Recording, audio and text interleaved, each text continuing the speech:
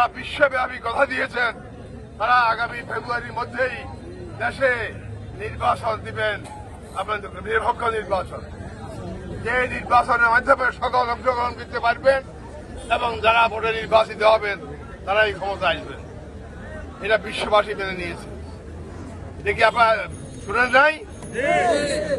সুতরাং ইতিমধ্যেই প্রত্যেকটা রাজনৈতিক দল তার নিজ নিজ অবস্থান শক্ত করার জন্য কাজকর্ম শুরু করে দিয়েছেন। অতএব মাত্র কয়েকদিন আগে আপনারা শুনেছেন বাংলাদেশ বেতার থেকে আমাদের বাড়ি আপনার মহাসচিব যারা মির্জা ফখরুল ইসলাম আলমগীর আমাদের দলের পক্ষ থেকে, আমাদের বেগম জিয়ার পক্ষ থেকে, তারেক রহমান সাহেবের পক্ষ থেকে আমার বিএনপি প্রার্থী ঘোষণা করেছেন, অধিকাংশ প্রার্থী।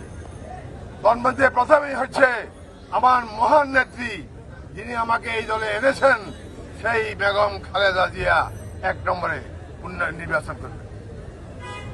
তিনি 1 নম্বর আসনে, তার সাথে সাথেই ডিক্লারেশন দিয়েছেন 2 নম্বর আসনে অধ্যাপক জামাল উদ্দিন মুক্তিযোদ্ধা নির্বাচন করবেন।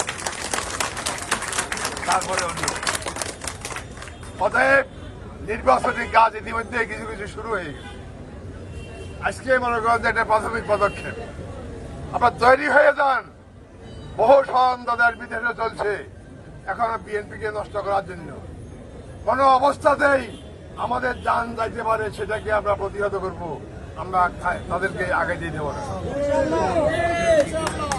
গ্রামে গ্রামে ঘরে ঘরে বিএনপি এবং আমাদের অঙ্গ সংগঠনের দুর্গ গড়ে তোলেন এবং আমাদের বোনদেরকে আশ্বস্ত করেন। আমাদের দেশে বোনদের ভোট সংখ্যা 7% বেশি, কিন্তু আমাদের দুঃখ হচ্ছে যে আমরা কিন্তু কম ভোটার মেয়েদেরকে নিই।